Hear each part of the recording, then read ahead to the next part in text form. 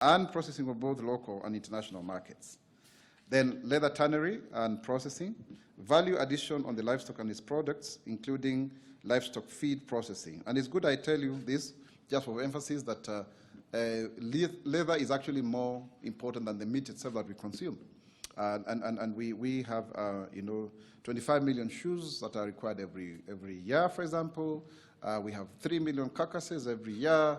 If that can be turned into the leather value chain, which we are working on as government on the priority 9 value chains, then that becomes very important. It's also good to say there's actually some new funding also, from our development partners that is also going to help, I beg your pardon, 29 value chains that was just approved yesterday by Cabinet. So you can see there's a lot of investment in agriculture, and you'll hear a lot of that when we come to brief you, because it is an economic mainstay. Directly 25%, another 26% indirectly, over 50% of our economy is on agriculture.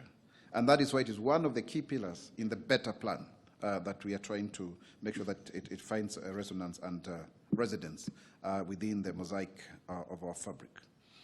So far, this project of 16.8 billion, 16.082 billion also will help the number of pastoralists and their dependents through financial services, and we anticipate that about 696,642 Kenyan pastoralists will be able to benefit. That is pastoralists and their communities, and a total of 1,620,293,803 has been paid out as insurance claims payout to the benefits.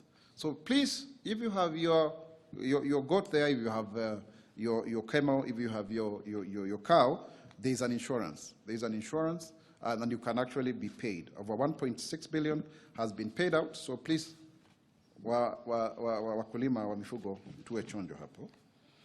The project has also seen 107,492 individual pastoralists and 411,123 of their tropical livestock insured. So you can see it's both, particularly the tropical stock, 411,123 that is owned by 107,492 individuals. So insure your livestock, insure your wealth, because this is traditional. And now we are formalizing it into the economy. Because when you have an insurance product, that means then it is actually livestock. It is actually going concern. And that is really, really, really germane and fundamental, because we have the biggest herd of cattle in the whole of Africa, really. People may not know that. An amount of Kenya shilling 6,000 per beneficiary has been paid as enrollment saving bonus, bringing the total bonus payout to 492,090,000. So there's a bonus also that comes into that, a coupon of 6,000, which is very, very good.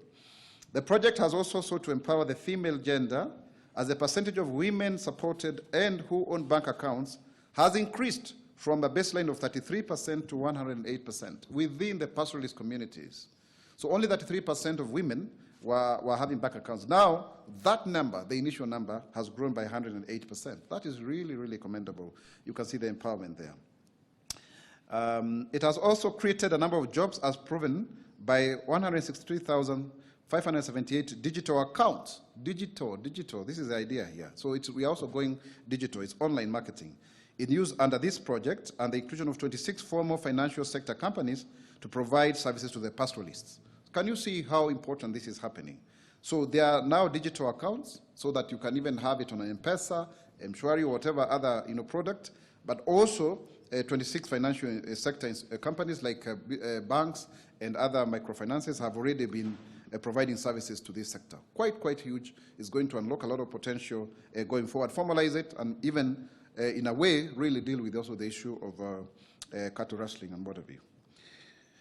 This is in keeping with the government commitment to deploy modern agriculture risk management instruments that ensure farming is profitable within predictable incomes, just as it was in the 1970s when the scheduled crops were catered for under the 10 guaranteed minimum return scheme.